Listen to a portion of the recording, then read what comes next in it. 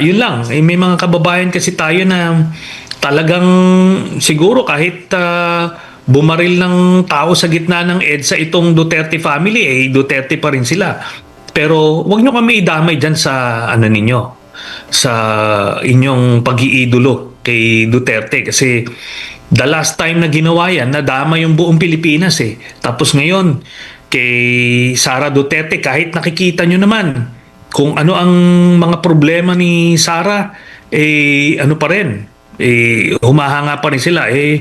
Hindi kami papayag. Hindi rin ako papayag na idamay nyo ulit yung buong Pilipinas yan sa ano ninyo, idolatry ninyo.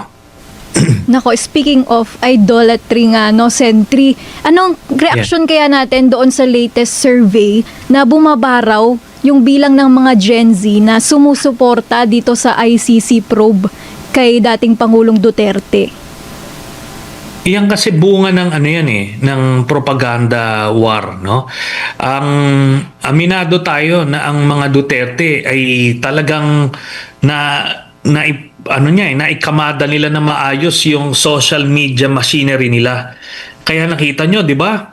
Kaya nga siya naging presidente dahil kaliwat kanang fake news yung kinalat nila tungkol sa kanya na positibo. Tapos kaliwat kanang negatibong mga fake news ang nilalabas kay sa mga kalaban. 'Di ba? Yun na yung kulambo na yan.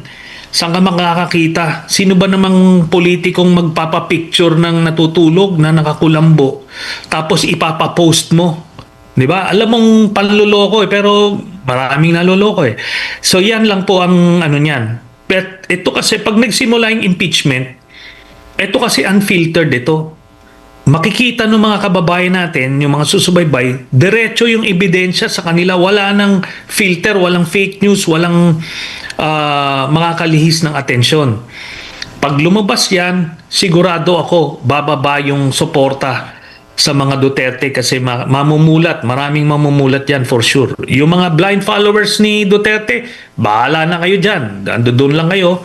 Pero yung mga bukas pa yung pag-iisip, maliliwanagan yan.